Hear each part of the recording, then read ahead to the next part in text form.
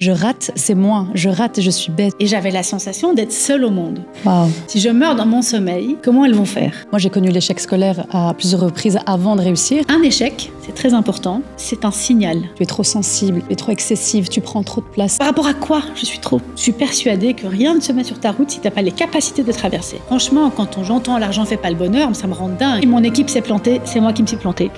Selma, Hasna, merci d'être là. avec plaisir. Tu es la première personne à avoir accepté de participer à mon podcast Deep Inside. Et comme tu le sais, les premières fois, on ne les oublie pas. Non. Donc, un grand merci. C'est vraiment un plaisir et un honneur. Merci, vraiment pour moi aussi. Selma, comment tu vas aujourd'hui ? Mais vraiment. Ça va, Ça va ? ça va. Alhamdoulilah, comme on dit. Non, mais c'est... pour un truc qui va pas, on oublie tout le temps tous les trucs qui vont. Donc, C'est vrai. je trouve que les journées, souvent, c'est des petits miracles qui se suivent les uns derrière les autres, mais invisibles. Et on a tendance à l'oublier. Donc, c'est important. Ouais. Même quand on a des contrariétés, juste prendre un peu de hauteur et se dire, au final, ça va. La gratitude. La gratitude Ouais. et surtout, en fait, ça va. Au final, qu'est-ce qu'il y a de vraiment existentiel ? C'est important, s'en rappeler. Tout à fait. Donc aujourd'hui, ça va. Tant mieux, je suis contente. Si tu devais poser une intention pour notre podcast aujourd'hui, quelle serait ton intention ? On va parler de personnel, mais j'aimerais que ce personnel soit universel. C'est-à-dire que, ok, c'est mon histoire et des choses qui me parlent, mais ce qui m'a vraiment donné envie de le faire, c'est que j'écoute quelques podcasts et où je vois des histoires et je me dis, en fait, elles m'ont aidée parce que j'ai eu une perspective où j'ai vu des choses que j'aurais pas vues. Et c'est l'intention que je pose, qu'on puisse, à travers mon récit et notre conversation, relate, je sais pas comment on dit en français, c'est un peu nul. Oh, English, sorry. Non, c'est un peu nul de dire ça fait genre la fille. Mais je vois pas, on peut pas se raccrocher, mais se reconnaître et se dire, ok, ça me parle. En fait, voilà, ça me parle. Et puis à un moment donné, si quelqu'un vit une expérience challengeante dans sa vie, ou quelque chose qui est confrontant, ou quelque chose qui lui demande des ressources qu'il n'a pas, que peut-être j'ai amené en toute humilité un élément de réponse qui peut aider, parce que je trouve que c'est à ça que ça sert, c'est du partage. Donc c'est mon intention. Si tu devais te présenter à quelqu'un qui ne te connaît pas du tout, comment est-ce que tu te présenterais, Salma ? Je suis Salma Houej, je suis fille de mes parents. Je suis mère de 2 enfants, je suis sœur. Je fais partie d'une communauté, pas toujours celle qu'on croit, mais je fais partie d'abord de ma tribu familiale. Je fais partie d'une communauté, je suis très engagée dans ce que je fais. Ça ne veut pas dire que je suis engagée socialement ou quoi que ce soit, mais je suis quelqu'un d'engagé, de volontaire et déterminé. Je ne suis pas pour tout le monde, et c'est OK. Je suis pour quelques personnes, parfois, même dans l'intimité. Je travaille beaucoup, mais aussi ça veut dire travailler sur moi. Ce n'est pas que travailler pour gagner de l'argent, mais c'est surtout ce qui est important, c'est très important. Mais je travaille beaucoup en général, c'est-à-dire travailler sur moi, travailler avec les autres, travailler dans ma vie. Voilà. Artiste.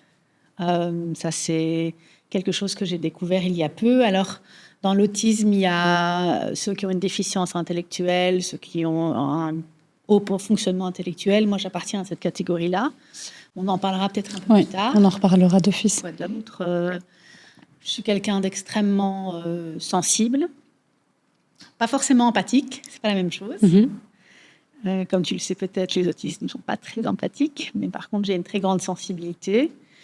Et voilà, j'aspire à plein de choses dans ma vie, qui sont l'équilibre, qui sont l'harmonie, qui sont le dépassement de soi, l'excellence. Je pense que pas mal. Voilà. Si Salma, on retournait un petit peu en arrière, elle était comment, la petite Salma ? La petite Salma était très curieuse, très... je ne vais pas dire agitée, parce que ce n'est pas le bon mot.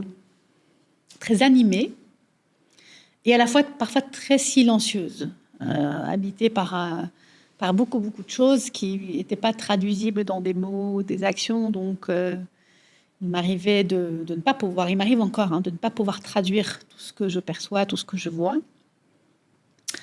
Elle a été précoce, ça a été et rapide, ça a été l'un des éléments même constitutifs de mon identité, puisque j'ai sauté 2 classes. Ma mère dit que j'ai marché à 8 mois. Ça reste vraiment à confirmer, parce que je peux entendre qu'on soit en avance, mais là, physiologiquement, il y a un truc. Voilà, elle était parfois en décalage. Dans un univers qui était habité du réel. Ce n'était pas un univers parallèle, ce n'était pas un univers imaginaire. C'est juste que l'hyperperception fait que là où des gens ne voient qu'une table, moi, je vais voir 1000 autres informations. Et donc, parfois, j'étais tellement occupée avec ça que ça ne me laissait pas d'espace pour correspondre avec d'autres. Donc, je n'étais pas très, très sociable. Je n'étais pas forcément quelqu'un de populaire. Enfin, je n'avais pas l'espace pour m'occuper de ça. Donc, j'étais beaucoup dans les livres. C'était important. Quand j'étais petite, je lisais le dictionnaire pour m'endormir. Donc voilà. J'étais pas turbulente. J'étais juste très anxieuse. Donc, ça faisait parfois des crises ou des choses comme ça. Et à la fois très douce, très dans mon monde. Donc, je me bagarrais pas avec les gens. Je comprenais pas.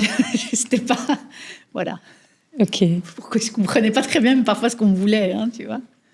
J'étais une enfant heureuse, je pense, de ma manière. Dans ta famille, il faut savoir que dans les systèmes familiaux, on recherche toujours quelque part sa place. Parfois, on te donne cette place, parfois tu la prends. Et ça se fait de manière très inconsciente souvent, oui. Cette place qu'on a au sein d'une fratrie, d'une famille, d'un système. Quelle place tu as prise ou qu'est-ce qu'on t'a donné comme place au sein de ta famille? J'étais l'aînée, donc c'est facile, entre guillemets. C'est un poids, mais la question de la place n'est jamais posée. Parce que quand tu es l'aînée, tu es la première. J'ai eu énormément d'espace. On est une fratrie très, très resserrée. Donc il y a 6 ans d'écart entre... On est 4, et il y a 6 ans d'écart entre nous 4. Donc okay. on s'est suivis, voire poursuivis. Moi, j'ai eu presque 2 ans seule, ce qui est... Voilà, et j'ai été extrêmement choyée, entourée, surprotégée.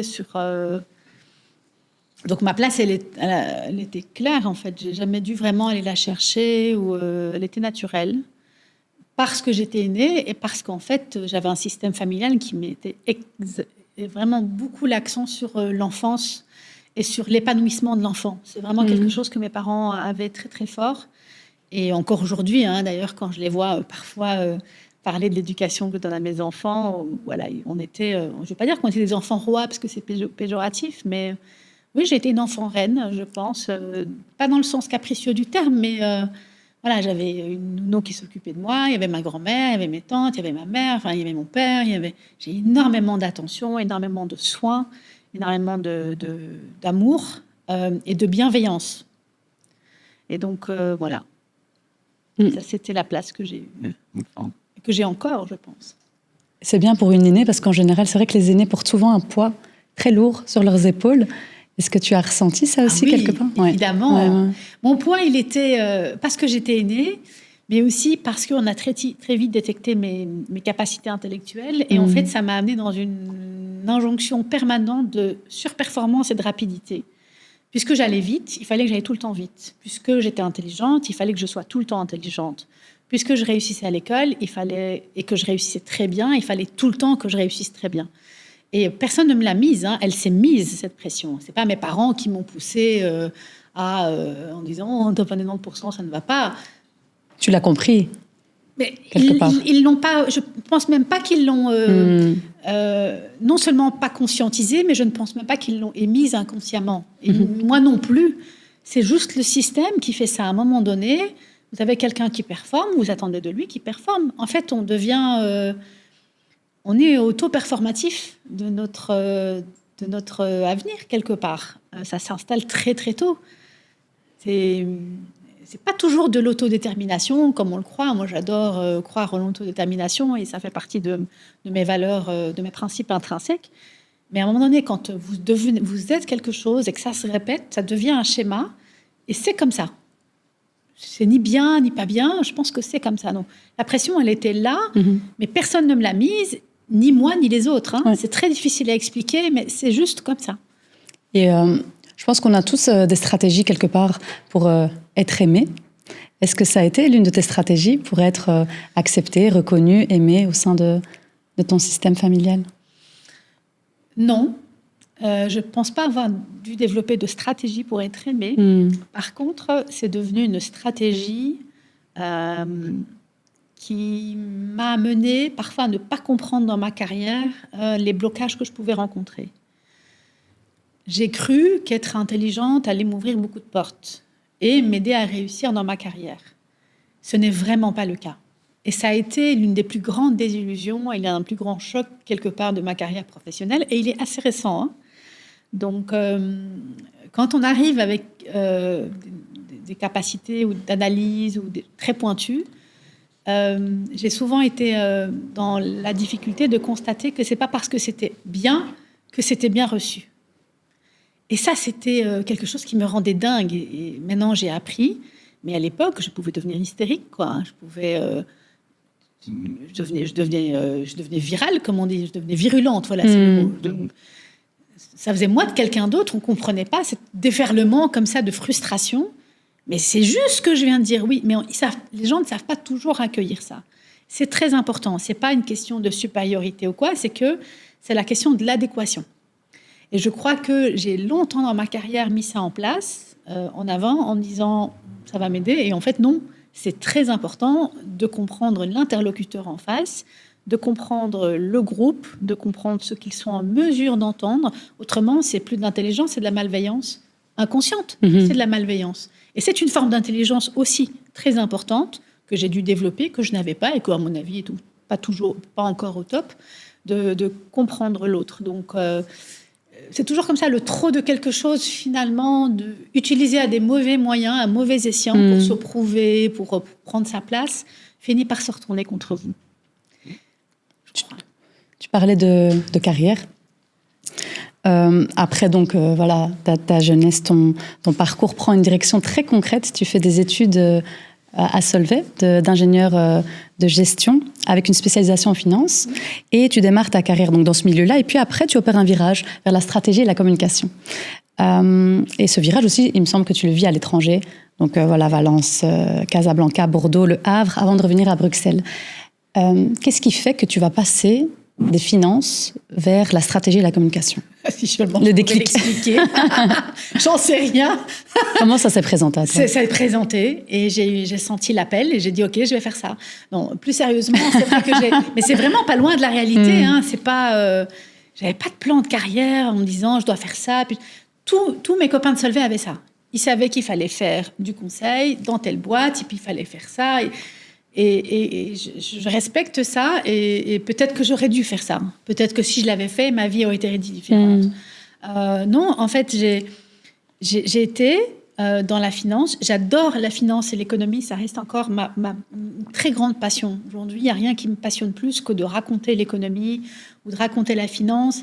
La seule chose, ou de comprendre les mécanismes, la seule chose, c'est que j'ai un profil, évidemment, par ma carrière qui est plus général et plus stratégique et je n'ai pas encore trouvé l'intersection pour vraiment vivre de ça complètement. Peut-être plus tard, mais pour le moment pas. Mais soit.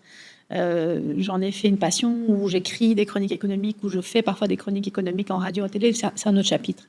Mais je n'ai pas apprécié le milieu parce qu'il n'apportait pas ce dont j'avais besoin à l'époque, c'est-à-dire de l'exploration, c'est-à-dire sortir des sentiers battus, c'est-à-dire remettre en question des choses qui existent déjà. C'est le truc, on va me dire, c'est le chien qui traverse la route. Je vais dire, si ça se trouve, c'est la route qui traverse le chien. Mais c'est pas un junior d'amener il n'y a pas d'espace pour ça. Et puis le milieu est structuré de manière à ce qu'il s'auto-entretienne sans remise en question. Et donc, en plus, je me connaissais pas. Donc, tu balances des trucs, tu vois la tête des gens, ils sont un peu en stress. Donc, j'ai mis du temps à comprendre qu'en fait, c'était juste mes fulgurances et qu'il faut aussi expliquer, amener. Donc, je ne sais pas ce qui s'est passé. J'ai eu des rencontres et des opportunités. Et en fait, quand j'étais jeune, comme je n'avais pas de plan de carrière, j'allais vers le truc qui m'appelait. Je me sentais, et c'était c'est intéressant, donc j'y vais. C'est tout. Ça s'est vraiment passé comme ça. Donc, je fais 2 ans. Voilà, à l'instinct. Je fais 2 ans dans la finance. Bon, je m'éclate pas. J'apprends rien aux gens. Je sais pas. Et puis, j'ai envie de bouger. J'ai la bougeotte, j'ai envie de voyager. Et donc, en fait, c'est le fait d'avoir la bougeotte qui m'a amenée à faire de la stratégie et de la communication. D'abord, de la communication. D'abord, j'ai été recrutée pour un concours européen qui envoie des travailleurs. Donc, je l'ai fait en Espagne parce que j'avais très envie d'aller en Espagne. J'ai passé 1 an là-bas. Puis, je voulais travailler au Maroc. C'est vraiment comme ça que ça s'est fait. C'était pas du tout le choix des disciplines. Et puis, en arrivant au Maroc, je sais pas comment, je me retrouve avec le patron de Suez qui me dit venez travailler pour nous. Il a une tête carcassonnée, il avait un accent à couper au couteau. Je me rappelle une rencontre improbable dans un hôtel Wilton à Casablanca. Je me dis, qu'est-ce qu'il veut, le gars Et en fait, donc j'ai fait de la com parce qu'il me l'a proposé. Donc ça a été comme ça pendant une dizaine d'années. On te proposait les choses et tu acceptais. Oui, parce que ça me parlait. Ça te parlait. Voilà. C'est seulement maintenant je commence un peu à choisir. Oui. Et si, mais tu étais à l'étranger, du coup, il y avait ce côté, c'est pas les mêmes codes, pas la même culture. Ouais. Qu'est-ce que tu as appris sur toi à l'étranger ? En Espagne, c'était nickel parce que j'étais dans une posture où c'était normal d'être un peu. Il y avait beaucoup d'internationaux et d'étrangers. Bon, l'Espagne n'est pas vraiment un pays qui a l'habitude, pas comme Bruxelles par exemple, ou en Belgique, pardon, qui a l'habitude d'eux. Donc, c'était extraordinaire. J'arrivais avec mon bagage international puisque je devais m'occuper du marché international. Donc, voilà, je me suis immergée dans la culture espagnole qui n'attend que ça, quelque part. C'était... et paradoxalement, ce qui a été le plus dur, c'était au Maroc. Parce que comme je suis marocaine, je suis née marocaine en Belgique. Mes parents, mon père travaillait pour le gouvernement marocain en Belgique. Il était détaché, donc je suis devenue belge plus tard, puisque c'est seulement après qu'il a décidé de rester. Donc pour moi, je suis marocaine, le Maroc, c'était logique. Mais le décalage était énorme et encore plus stressant pour les gens parce que j'avais un nom arabe, j'ai un visage d'arabe, de marocaine, mais en fait, je ne comprenais pas les us et coutumes. Ou alors, en fait, on n'agresse pas les gens. Moi, j'agressais les gens. Je ne me rendais pas compte de ça. C'est tout de suite direct. Non, ce n'est pas comme ça. Tu téléphones, tu tiens compte de l'humain, tu regardes la personne dans quoi elle est, ce qui est bien pour elle. Donc, on est tout le temps dans la conversation. Ce qui, pour moi, évidemment, vu ma nature, n'était pas quelque chose de facile. Donc, j'ai appris ça. Et puis, j'ai appris que les apparences sont trompeuses. C'est très important. Mais j'ai appris à converser avec les gens, à me laisser un peu plus aller avec le flow aussi. Je ne suis pas naturellement équipée pour ça. Et surtout, être une minorité. Quand on voyage et qu'on est expat, c'est ça qu'on est, on est une minorité. Et aujourd'hui, tu occupes plusieurs fonctions. Tu occupes une fonction en tant que directrice adjointe Wallonie-Bruxelles Enseignement, chroniqueuse sur LN24, également éditorialiste sur Forbes. C'est des rôles qui sont importants et où la parole engage. Qu'est-ce que ça implique pour toi de prendre la parole dans l'espace public ? On a tous une voix. C'est pas une question facile. On a tous une voix, quelle que soit la portée, quel que soit le message qu'on veut amener. Moi, je n'ai pas l'impression de prendre la parole. Tu vois ? J'ai l'impression de juste raconter ce que je vois. Tu vois, je ne me vois pas comme une militante ou quelqu'un d'engagé socialement ou sociétalement. Je ne me vois pas du tout comme ça. Je ne pense pas d'ailleurs l'être, tu vois. Je vois des militants, je vois des gens qui sont engagés, qui ont une cause qui est au-dessus de la leur. Je ne suis pas comme ça. J'ai juste la sensation que ce que j'analyse, j'ai besoin de le raconter, de le partager, de montrer une autre façon de voir les choses. Et c'est tout ce que je fais, en fait. Donc, quand tu me lis, tu ne me vois pas, en fait. Tu vois mon contenu, mais tu ne me vois pas. Et je préserve toujours cette intimité. D'ailleurs, des exercices comme aujourd'hui, et je pense que j'en ai fait 1, 2, tu vois. Tu étais aussi de l'autre côté, avec le lab, tu avais ta chaîne. C'était beaucoup mieux pour moi d'être de l'autre côté. C'est la deuxième fois en un mois que je suis de l'autre côté, que je suis derrière le micro. Mais avant, j'ai eu le lab, effectivement. C'était un magazine qu'on destinait notamment pour l'éducation aux médias pour les enfants, mais aussi de manière générale, j'aimais bien interviewer des auteurs, des artistes. Ça, je savais faire, ça, je sais faire. Et donc, j'avais l'impression de porter ma voix à travers les interviews que je donnais. C'était déjà une façon de raconter le monde, puisque mes questions étaient pas comme celles que posent les journalistes classiques. Mes angles étaient très personnels, très singuliers. Et c'est vraiment récent que je me dis, OK, cette voix-là, je ne dois pas forcément partager du contenu, c'est important, mais peut-être que je me cache derrière mon contenu. Et donc, petit à petit, je lève le voile. D'accord. Et c'est quoi le déclic qui fait que tu lèves le voile? Je le sais depuis longtemps, parce qu'à l'époque, j'avais commencé sur... Ma première chronique, d'abord, c'était sur Arabelle. Puis, j'ai été sur BX1. Et là, j'ai rencontré Barbara Mertens, qui était rédactrice en chef de Belle RTL, qui est décédée entre-temps et qui reste dans mon cœur. Et donc, elle m'a repérée. C'est elle vraiment qui a donné un élan à la partie de ma carrière médiatique, puisque très vite, j'ai commencé à faire de l'information, analyser l'information, à commenter l'information à la radio. Et puis, on m'a appelée pour plusieurs... Tu sais comme c'est, tu es dans la maison, donc on t'appelle pour ça. Et elle me disait, tu te caches derrière ton contenu. Donc, je le sais depuis quand même une dizaine d'années. Même si tu es... Excuse-moi, je te coupe, mais même si tu es à l'antenne, même si on te voit... On ne me voit pas. Pour toi, on ne te voit pas. Non, ce n'est pas moi. C'est moi, l'information. Mon analyse. Mais ma personnalité, mon intimité, ce que je partage, ce n'était pas le propos. C'est un masque que tu portais ? Pas forcément. Je ne voyais pas le... Parce que je ne me suis jamais cachée envers personne. De toute façon, je ne sais pas faire autrement. Tout se voit... Et je n'ai pas deux personnalités, tu vois. C'est juste que je ne voyais pas l'intérêt. Je trouvais que le commentaire était plus intéressant que ça. Mais elle me le disait souvent. Et je le savais, mais je ne voyais pas trop pourquoi le faire. Et ce qui a vraiment été le déclic pour moi, je pense, puisque ta question, je n'y avais pas réfléchi avant, c'est le diagnostic qui a été posé d'autisme. C'est là où je me suis dit, là, j'ai un truc personnel à raconter. En fait, je crois que je ne l'ai pas fait, pas parce que je portais un masque, mais parce que je me suis dit, j'ai rien de spécial à raconter. Et en fait, c'est un peu illusoire, parce qu'au final, je l'étais avant déjà autiste, c'est juste que je ne le savais pas. Tu ne le savais pas encore. Et donc, je me suis dit, là, l'histoire que je veux raconter, ce n'est pas pourquoi je le suis, c'est juste, je trouve important, dans un espace qui est quand même, malgré tout, teinté par l'uniformité, teinté par... C'est normal, en fait, que le groupe ait envie d'être avec quelqu'un qui lui ressemble et tout ça. Ce besoin d'appartenance aussi. C'est normal. Et j'ai passé aussi des années à vouloir avoir l'air comme tout le monde. Comme tout le monde, c'est le droit à l'indifférence. Mais je trouve important de trouver sa place dans le groupe, quelle qu'elle soit, même si c'est un peu en marge, et à la fois d'affirmer qui on est et d'être sa singularité.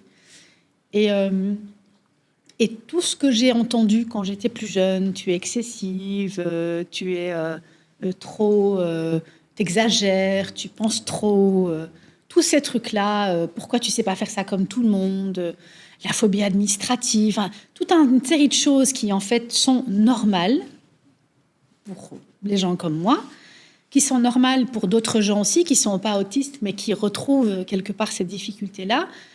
Je ne dis pas qu'il faut les imposer aux autres. Ça, c'est vraiment ma limite. C'est vraiment l'équilibre délicat. Il ne faut pas faire en sorte que l'espace public devienne une espèce d'addition de singularité et donc, au final, on se retrouve avec une soustraction et personne... Non. Par contre, trouver sa place et arriver à fonctionner dans le groupe avec ça, je trouve que ça, c'est le message que je veux amener. On trouve une façon de fonctionner avec les autres à partir du moment où on est vraiment soi-même. Ça, c'est mon message. Et qu'est-ce que tu dirais justement à toutes ces femmes à qui on dit tu es trop sensible, tu es trop excessive, tu prends trop de place? Qu'est-ce que tu dirais à toutes ces femmes-là? Ça dépend de son caractère. Si on a un caractère en contre et qu'on est dans la confrontation, on peut commencer par peut-être c'est toi qui n'es pas assez. Mais ça ne me ressemble pas. Mais je trouve que dans la première approche, c'est ça qu'il faut se dire. Et le message derrière, c'est juste qu'il y a des matchs. Il y a des gens qui se correspondent. Et que ça ne te dérange pas d'être trop, en fait. C'est pas être trop, c'est juste que, je sais pas moi, c'est comme vous prenez des câbles, ici on a des câbles, il y a des câbles qui sont capables de transporter une forte concentration d'énergie, et d'autres en fait, il faut pas trop les charger, c'est des petits câbles d'appoint ou qui sont faits pour vraiment une simple consommation. Donc c'est ça en fait la nature, il y a des vibrations qui sont très hautes, des vibrations qui sont très basses, Et c'est ça qu'il faut comprendre. C'est pas qu'elle est trop, c'est que la personne qui dit à quelqu'un elle est trop est dans le jugement. Donc, c'est pour ça que je dis de façon un peu caricaturale, on peut dire t'es pas assez, mais c'est pas juste, parce que tu te mets en jugement aussi par rapport à l'autre. Donc, quand on vous dit ça, en fait, sortez du référentiel. C'est par rapport à quoi je suis trop? Par rapport à quoi je suis trop émotive? Par rapport à quoi je suis trop excessive? Je suis excessive, c'est vrai. Ça veut dire qu'en fait, je délivre une intensité qui est élevée. Point. C'est tout. C'est pas grave. Le mauvais réflexe, c'est d'essayer de se réguler. Pour plaire. Mais on n'y arrivera pas. C'est pas possible. C'est pas possible. On peut comprendre l'autre et jauger du moment où on délivre certaines choses, mais on peut pas. Tu peux pas demander à un torrent d'eau de couler moins vite. C'est pas possible. C'est un torrent d'eau, sa fonction, c'est de couler fort et vite. Tu peux demander à un ruisseau de couler tout doucement, et tu ne peux pas demander non plus à un ruisseau de devenir un torrent. Donc, c'est juste il y a de la place pour tout le monde. C'est juste la question d'où tu te places et avec qui tu corresponds. Mais justement, l'article qui est paru dans Elle, il m'a vraiment touchée. Ça, on en avait déjà parlé en off. Ça m'a vraiment beaucoup touchée parce que justement, tu t'es livrée. Toi qui, tu me disais à l'instant, tu te cachais. Ici, tu t'es livrée. Et au grand public en plus. Et donc, on a détecté ton autisme. Enfin, tu as été détecté autiste à haut potentiel. Hein, c'est ça. Et il y a un passage que j'ai aimé, j'aimerais te le lire si c'est OK pour toi. Bien sûr. Tu disais donc, enfant déjà, les autres semblaient comprendre naturellement ce que je ne percevais qu'après coup. Les sous-entendus, les signaux implicites, les émotions exprimées au bon moment. J'apprenais les comportements comme on apprend une langue étrangère, par observation, imitation, rigueur. J'avais besoin de tout analyser, de rituels et de silence. Je prenais tout au premier degré. Et quand les choses ne se passaient pas comme prévu, je ressentais une grande frustration que je ne savais pas nommer. Longtemps, j'ai pensé que j'étais simplement trop sensible. Est-ce que tu peux nous raconter ce que tu as ressenti intérieurement au moment où le diagnostic est tombé? Qu'est-ce qui s'est passé à l'intérieur de toi? Alors, j'ai pas ressenti grand-chose quand le diagnostic est tombé, parce que c'était juste OK. En fait, c'est le processus du diagnostic qui était intéressant. Parce que quand c'est une batterie de tests et de questions, et encore, il y en a qui disent que je dois encore passer des examens pendant plusieurs mois. Donc, un truc qui est important, c'est de comprendre que l'autisme, c'est une structure mentale. C'est-à-dire que ceux qui liront l'article vont se dire « Ouais, moi aussi, j'ai ça ». Mais en fait, vous allez retrouver un certain nombre de caractéristiques que plein de gens ont. La difficulté sociale, par exemple, la difficulté à effectuer des tâches administratives, tout ça. Un autiste, c'est quelqu'un qui a tout ça en même temps. C'est une structure mentale. C'est comme, je sais pas moi, un vélo, il a une structure. C'est ça. Et il y a 2 vélos, ils ont 2 structures différentes, ou 2 voitures ont 2 structures différentes. C'est ça. Ça ne veut pas dire qu'il y en a un qui est en difficulté ou qui a un trouble. J'aime pas du tout ce mot, d'ailleurs. C'est juste qu'ils sont conçus différemment. C'est une machine qui n'est pas la même. Le cerveau, chez nous, il n'est pas le même. Donc, quand il me posait toutes les questions et tout ça, je me disais, OK, c'est un comportement qui est modélisé, en fait. C'est pas juste moi toute seule. Le truc, c'est quand on ne se connaît pas, on ne sait pas ce que c'est. On va aller vers des gens qui ne nous ressemblent pas du tout. Et donc, on sera toujours un peu comme le vilain petit canard. Mais en fait, tu es un cygne, c'est normal, tu n'es pas un canard. Tu n'as rien à faire dans cet environnement. Mais si tu ne sais pas que tu es un cygne, tu vas continuer avec les canards en faisant croire que peut-être un jour, je vais devenir un canard. Non, laisse tomber, change de famille. C'est pas ça ta famille, c'est les autres là. Et donc, en fait, quand tu ne connais pas, j'étais tout le temps avec des gens qui étaient plutôt dans la norme. Et donc, ils me renvoyaient tout le temps ça. Et j'avais la sensation d'être seule au monde. Et en fait, quand j'ai répondu à toutes ces questions, je dis, OK, si ça a été étudié, si c'est dans un formulaire qui, en plus, à mon avis, date d'il n'y a pas 5 ans, mais plusieurs années, ça veut dire que ça existe, qu'il y a d'autres gens comme ça. Donc déjà là, il y a eu un truc, et l'explication et les solutions pour s'adapter. Moi, je crois en l'adaptation. Je ne pense pas qu'il faille juste dire je suis comme ça et puis c'est tout. Non, tu mets en place des stratégies et c'est ça qui fait que tu augmentes ta capacité de résilience et de succès et tout. Et je veux bien rebondir sur ça, parce que tu parles de résilience. J'ai perdu le fil. Non, parce que tu parles de résilience et de succès. Et je me suis rendu compte dans certains articles qui sont parus dans le Forbes où tu parlais justement du succès, mais que tu parlais pas de réussite en termes matériels, mais plutôt de parcours. Le parcours de la personne pour arriver à la réussite. Est-ce que tu peux me dire un petit peu ce que tu penses par rapport à ça? Oui, alors je peux parler un peu de réussite matérielle, parce que c'est important quand même. Et, on est beaucoup dans une ère quand même qui dit « Ah, c'est pas important. Allez, quoi. » Je veux dire, il y a quand même un truc où l'argent est important. L'argent fait un peu le bonheur quand même. Alors, l'argent mal employé fait le malheur, mais je veux dire, avoir du capital, c'est quand même important. Moi, je suis maman solo, j'élève seule mes filles depuis, ça va faire 13 ans, je sais plus. Franchement, quand j'entends l'argent fait pas le bonheur, ça me rend dingue. Parce que aller commencer le 10 du mois, déjà commencer à bricoler avec les factures, savoir qu'est-ce qu'on paye maintenant, qu'est-ce qu'on paye après, rentrer dans les détails du ticket de caisse. Et encore, je suis bénie, j'ai un bon diplôme, j'ai une une carrière. Tu as des compétences. J'ai des compétences, donc j'ai jamais été dans ce que vivent la plupart des mamans solo, ou en tout cas en grande majorité, c'est le fait de ne pas arriver à boucler les fins de mois et d'être en précarité constante, d'avoir ton loyer qui bouffe la moitié de ton salaire. Allez, donc ça c'est vraiment important à la réussite. Le succès financier est important, le succès économique est important. Ce qui ne va pas, c'est quand on le dévoie et quand on en fait une fin en soi, et qu'on en oublie ses valeurs. Mais c'est pas parce qu'il y a des gens qui réussissent financièrement en oubliant leurs valeurs qu'il faut arrêter de réussir financièrement. Donc ça c'est quelque chose sur lequel j'insiste. Maintenant, effectivement, c'est toujours l'idée que c'est pas ce qui t'arrive qui compte, c'est ce que t'en fais. J'invente rien, c'est pas ma sagesse. Et je trouve que chaque épreuve qu'on vit, chaque épreuve qui est sur notre route, déjà elle est sur notre route parce qu'on sait la traverser. Je pense que la vie est bien faite. Contrairement à ce qu'on pense, parfois on dit « Ah bien, on a le droit de râler, la vie est injuste et tout ». Mais il n'y a rien, je suis persuadée que rien ne se met sur ta route si tu n'as pas les capacités de traverser. Donc quand quelque chose t'arrive, c'est pas « mince, j'y arriverai jamais » qu'il faut se dire, c'est « quelles ressources je dois aller chercher pour ?» Et c'est le fait d'aller chercher ces ressources qui te permet d'acquérir de nouvelles ressources et te permet de faire des bons dans ta vie, pas que ta carrière, dans ta vie tout court.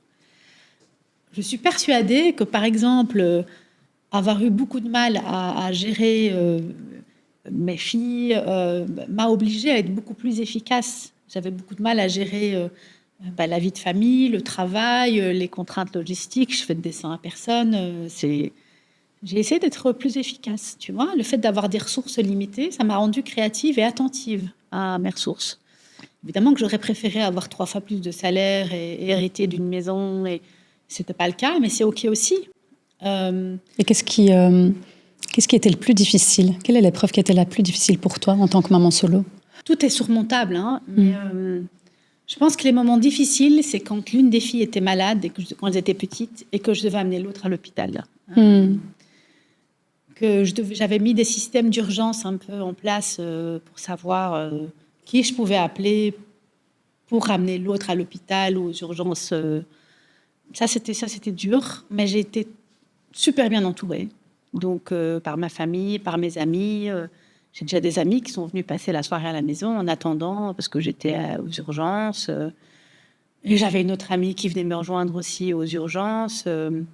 C'était les tout débuts, quand je suis revenue en Belgique, que je n'avais pas encore trouvé de boulot. C'est faire les courses, remplir le frigo. Là aussi, j'avais la famille, mais j'avais beaucoup de mal à demander, donc j'attendais qu'eux comprennent. J'ai appris à demander. Ça, je crois que c'était le plus dur.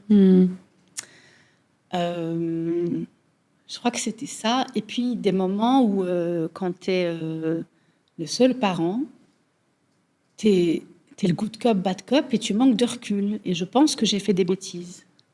Je pense vraiment qu'il y a des choses que je n'aurais pas dû faire de cette sorte, parce que j'avais personne pour faire contrepoids, ou pour m'alléger, ou pour me montrer ce que j'aurais dû faire. Tu avais les 2 casquettes. Du coup, j'en prenais aucune correctement, tu vois. Donc, je pense que tous les parents se plantent. Je me suis plantée aussi. Et j'invoque juste pour que ce soit pas trop grave. Les enfants ont passé 15 ans en thérapie. Et voilà, mais c'est vraiment le... mais je le savais que je me plantais. Je faisais juste du mieux que je pouvais. C'est ça. Voilà. C'est ça que j'allais te demander en plus. Est-ce que tu te rendais compte que tu faisais du mieux que tu pouvais? Voilà. Et le stress, le plus grand stress, en fait, c'est un truc complètement archaïque. C'est que quand les filles étaient petites, je me disais, ça va rire, si je meurs dans mon sommeil, comment elles vont faire? Waouh. Waouh. C'était très lourd. Hein. Si elles sont petites, je savais qu'il ne se passerait pas une journée sans que quelqu'un se rende compte que j'ai cette chance. C'est une bénédiction de me dire après une journée, si quelqu'un ne m'avait pas entendu, il y a quelqu'un qui allait sonner la sonnette d'alarme ou débarquer ou quoi. Et je te jure, pendant des années, jusqu'à ce qu'elles soient plus autonomes, je préparais le repas du matin pour qu'elles aient à manger le temps d'eux. Vraiment, s'il arrivait ça. La probabilité que ça arrive, mais ça tous les parents connaissent, c'est des peurs hyper archaïques. Ouais. Moi, je l'avais dans ma situation, mais je suis sûre que tous les parents qui vont écouter vont se dire, moi aussi, j'ai une peur, un truc où tu te dis... On a parfois des angoisses mais comme en ça. fait, l'impact est tellement élevé que Et donc, pour me rassurer, je préparais des repas, je mettais, je sais pas moi, un téléphone avec un numéro. J'ai toujours vécu dans des appartements pour qu'elles puissent aller... Je leur ai toujours expliqué... S'il y a quoi que ce soit, il faut aller chez tel voisin. J'avais identifié le ou la voisine chez qui ils pouvaient aller en sécurité. Ça, c'était important. Voilà. Ça, c'était vraiment quelque chose de... chaque fois que j'y pensais, c'était terrifiant. Oui, tu as dû certainement aller chercher vraiment dans tes ressources pour tenir debout. Qu'est-ce qui faisait justement que tu tenais debout dans ces moments de difficulté? Je ne me posais pas la question. De toute façon, tu n'as pas le choix, il faut le faire. Tu vois, il faut le faire. Donc, l'amour. C'est quoi l'amour pour toi? De mes filles. Ça représente quoi pour toi, l'amour? C'est un moteur. C'est un moteur, l'amour de mes parents, l'amour de mes frères et sœurs, l'amour de mes amis, l'amour que je leur porte en retour. C'est grand, c'est beau, c'est une bénédiction. Avec mes enfants, quand ils étaient petits, maintenant, c'est des ados, je ne peux plus, mais je les sniffais. Ah ouais, mais ça, je connais. Je ne peux plus maintenant. Et cette odeur de bébé, de maintenant, petite. elles sont ados, je dois acheter les bisous. Quoi. C'est ça, un bisou contre eux, ok. Voilà, mais non, c'est ça. Et si tu devais donner un conseil aux mamans solo qui viennent d'être solo maintenant, qui sont seules, qui doivent gérer beaucoup de choses, qu'est-ce que tu leur dirais avec ton expérience aujourd'hui? Jouez pas aux héroïnes, ça sert à rien. Investissez sur vous, c'est super important. Donc, donc mes filles avaient 3 et 5 ans quand je me suis retrouvée seule avec elles. J'avais 2 choix. Soit j'habitais près de chez mes parents, je demandais un logement social ou je prenais un logement pas cher et je jouais sur la quantité de temps disponible et je misais pas sur moi. Je misais sur le système en place, tu vois. Et ma vie aurait été certainement plus confortable. Il ne fallait pas avoir un écosystème de nounous, de gens, de trucs, de systèmes de boulot, à moitié à la maison, à moitié de trucs, machin.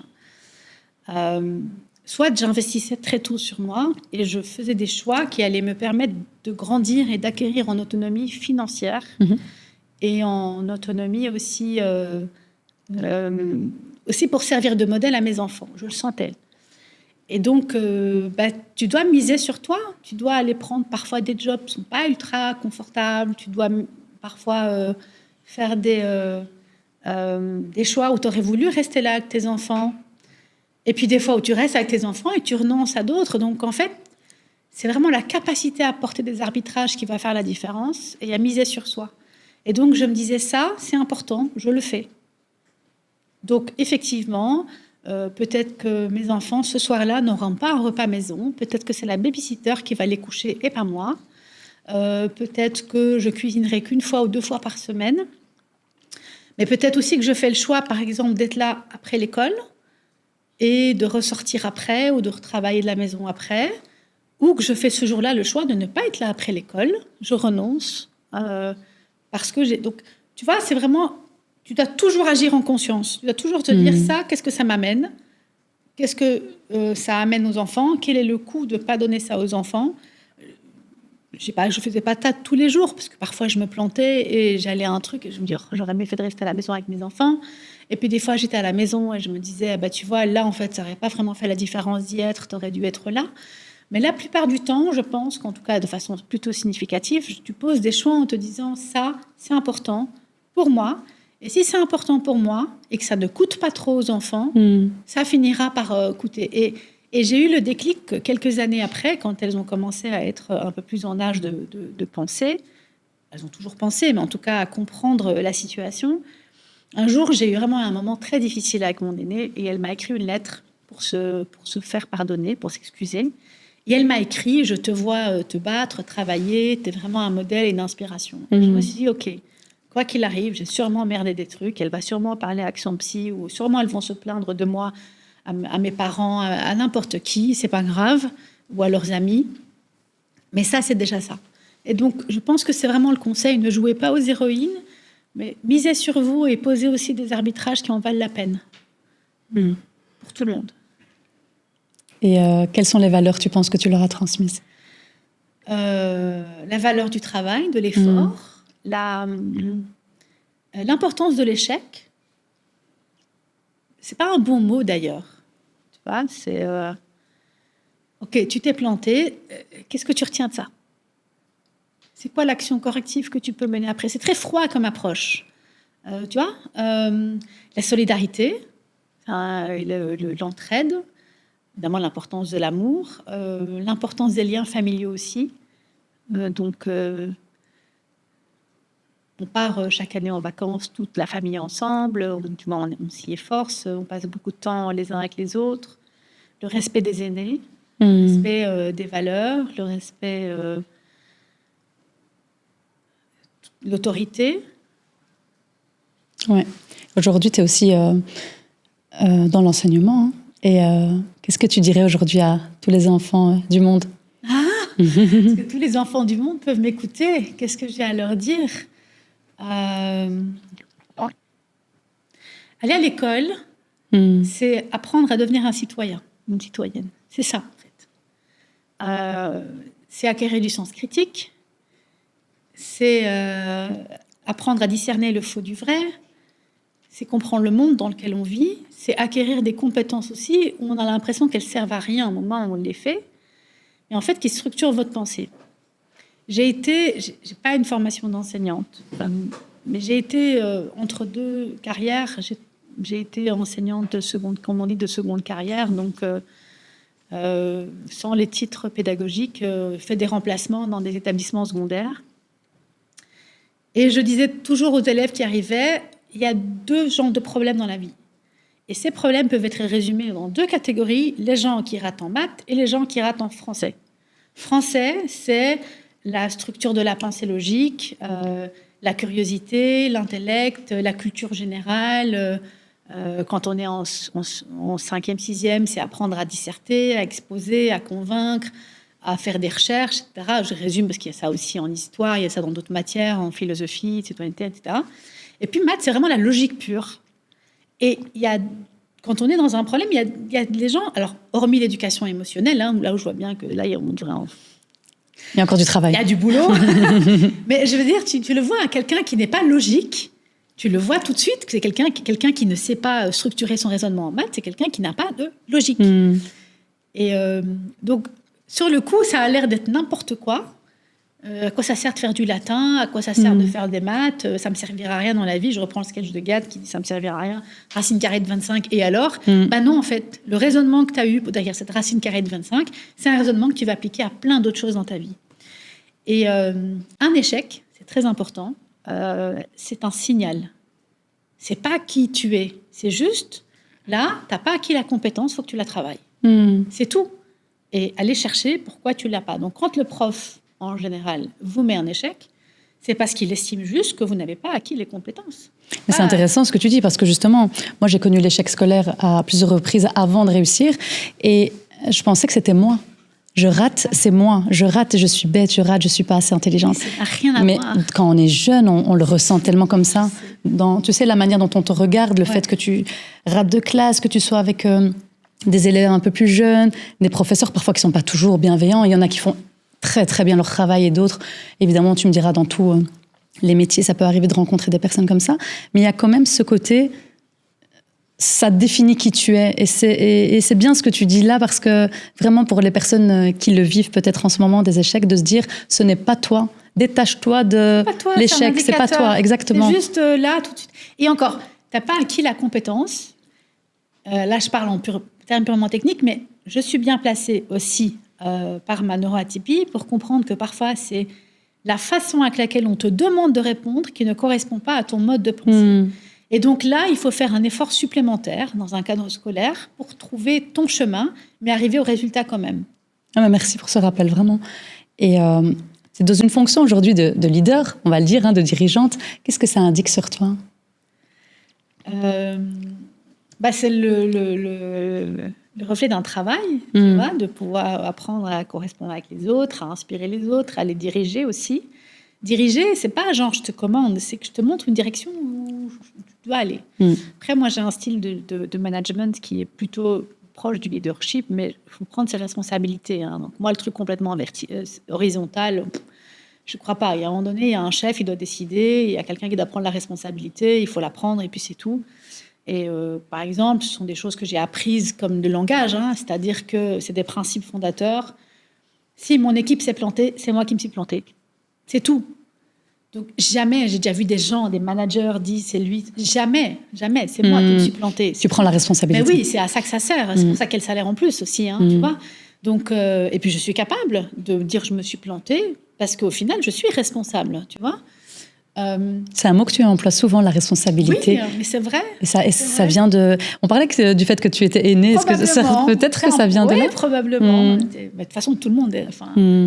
Mais c'est une valeur importante. Hein. Mais c'est important. C'est très important. Tu vois, les gens qui te disent c'est pas moi, c'est l'autre. Et franchement, j'en vois dans l'espace public avec des fonctions de premier plan et de leader. J'ai envie de les appeler et de dire mais prends ta responsabilité. T'es toujours responsable. Toujours. Mais on pointe souvent du doigt les autres. Mais bien sûr, mais ça m'arrive. Hein. C'est normal. Hein. Et ils sont un peu responsables aussi, je veux dire. Mais pas complètement. C'est toujours... Comme on dit au Maroc, une main ne peut pas applaudir toute seule. Hein. Il y a toujours deux mains pour l'applaudissement, dans le bon ou le mauvais sens. Donc ça veut dire que c'est un travail pour apprendre aussi à entraîner les autres, à faire passer des messages, à renoncer aussi. Ça a été très dur pour moi d'apprendre à renoncer, apprendre à faire passer, à mordre sur sa chic sur certaines choses qui ne sont pas...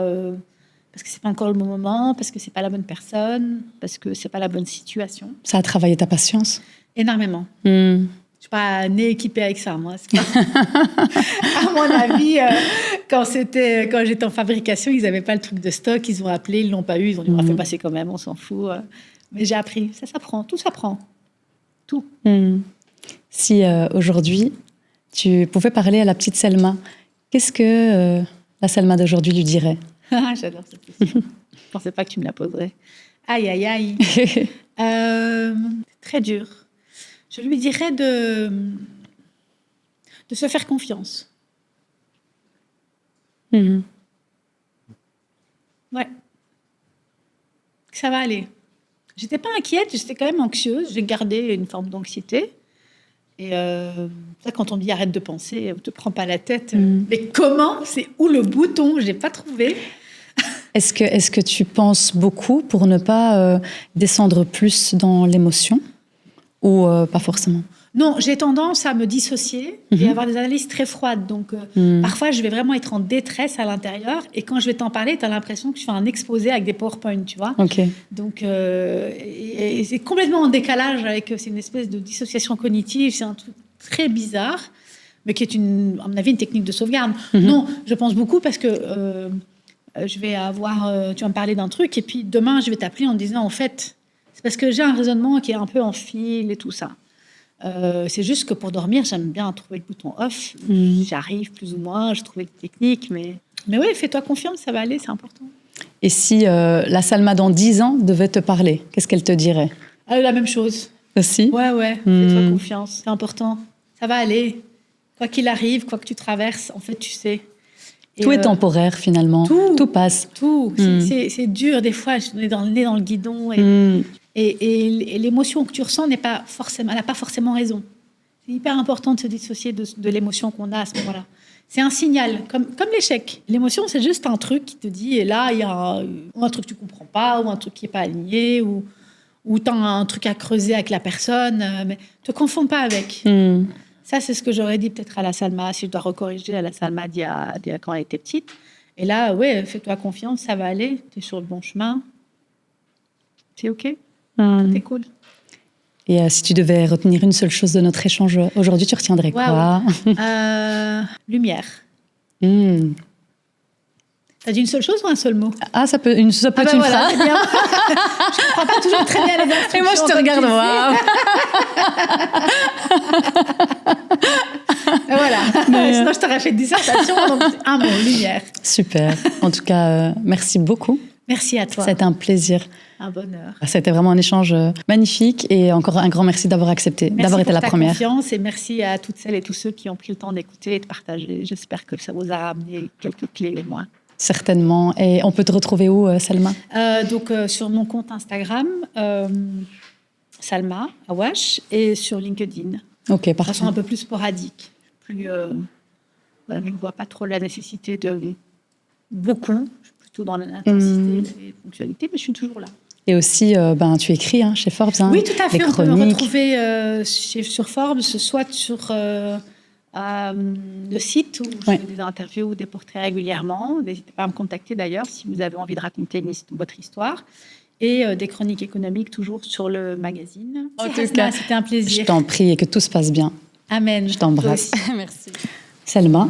Hasna. Voilà, on vient de passer du temps ensemble. On a eu un super bel échange. Je voulais juste savoir comment tu t'es sentie. Déjà très bien. Je pense que je vais décanter encore. Je pense que ça ouvre. En fait, tu ouvres des portes. Ouais. C'est drôle. Et donc, à mon avis, les portes, comme on les a pas fermées, je vais encore me balader dans les chemins pendant les prochaines heures, voire jours. Et peut-être que je te ferai un vocal en disant Hasna, en fait, ça, et qu'on va continuer l'exploration. C'est un vrai cadeau, donc je t'en remercie. Je pense qu'il y a eu plusieurs phases dans le podcast. Il y a eu un début où j'étais plus descriptive, ce qui est toujours un peu ma stratégie, d'être plus froide, plus descriptive, plus intellectuelle. Et puis, au fur et à mesure, on est rentré dans du plus personnel. J'ai pu le faire avec sécurité, parce que tu fais ça très bien. Merci. Parce qu'il y a beaucoup de bienveillance et t'appelles à la sincérité. J'ai passé un moment très, très inspirant. Ah, moi aussi. Vraiment, même moi, ça a résonné. Des choses que tu as dites qui ont résonné et ça m'a fait du bien. C'est le plus beau cadeau que tu puisses me faire. Vraiment, et quand on a parlé en off, je t'ai dit quelque chose que je t'avais choisi parce que tu étais vraiment quelqu'un que je te trouvais brillante, intelligente et que tu m'inspirais énormément. Donc, merci du fond du cœur. Tes filles ont beaucoup de chance de t'avoir. Merci. Mais je t'en prie, tout le temps. Merci. Merci à toi. Merci. Et merci à toute l'équipe, vous êtes formidables. Ouais, merci. Quel professionnalisme. Quel professionnalisme, je suis impressionnée. Merci beaucoup.